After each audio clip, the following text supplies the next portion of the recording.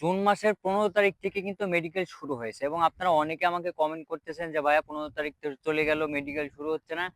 ভাই আপনি একটু খোঁজ খবর নিয়ে দেখেন।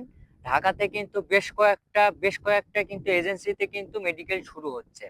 হ্যাঁ, আমি এটা আপনাদেরকে বলব না যে মালয়েশিয়া অফিসিয়াল ভাবে ঘোষণা দিয়েছে কলিং ভিসা খোলা নিয়ে। কিন্তু মালয়েশিয়ান সরকার কিন্তু এখনো কিন্তু কলিং ভিসা খোলা নিয়ে কিন্তু কোনো ঘোষণা বা কোনো আপডেট বা তারা লোক নেবে এমনভাবে কিন্তু কোনো ঘোষণা কিন্তু আসে না। হ্যাঁ, তারা বলেছে যদি মালয়েশিয়ান সরকার কর্মীর যদি প্রয়োজন হয় তাইলে অবশ্যই মালয়েশিয়া কিন্তু কর্মী নিয়ে আসবে। তাদের যে সোর্স কান্ট্রি গুলো আছে সেখান থেকে কিন্তু তারা কর্মী নিয়ে আসবে।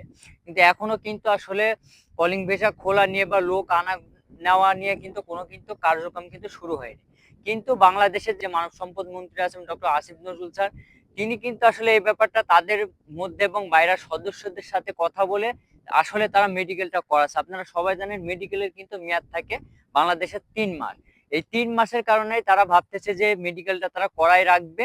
তারপরে যখনই কলিং পেপার বা অ্যাপ্রুভাল আসবে তখনই তারা আসলে কর্মী পাঠাতে যাতে দ্রুততা হয় সেই কারণে কিন্তু আসলে তারা কিন্তু মেডিকেলটা করায় রাখছে। আর এই মেডিকেল করা নিয়ে বা এই মেডিকেলের নিউজ নিয়েই কিন্তু আসলে বাংলাদেশে কিন্তু যারা এজেন্সি বা কিছু বাটপার দালালি যারা আছে তারা কিন্তু আসলে টাকা পয়সা এবং পাসপোর্ট বই জমা নিয়ে কিন্তু তারা কিন্তু এরকম ভাবে মেডিকেল করে কিন্তু আপনাদেরকে ফাঁদে ফেলাচ্ছে। তো আপনাদেরকে বলবো এখনো কিন্তু সঠিক সময় কিন্তু এখনো আসেনি পাসপোর্ট বই জমা দেওয়ার বা মেডিকেল করার বা পাসপোর্ট বই জমা দিয়ে মালয়েশিয়াতে আসার জন্য পাসপোর্ট বই জমা আপনারা এখনো কিন্তু পারফেক্ট সময় কিন্তু এখনো আসেনি। তো ব্যাস মালয়েশিয়ার কলিং ব্যাপার নিয়ে কিন্তু এই পর্যন্তই ছিল আপডেট। যদি পরবর্তীতে নতুন কোনো আপডেট আসে তো অবশ্যই আমি আপনাদেরকে জানানোর চেষ্টা করব। সে পর্যন্ত ভালো থাকবেন, সুস্থ থাকবেন। আসসালামু আলাইকুম।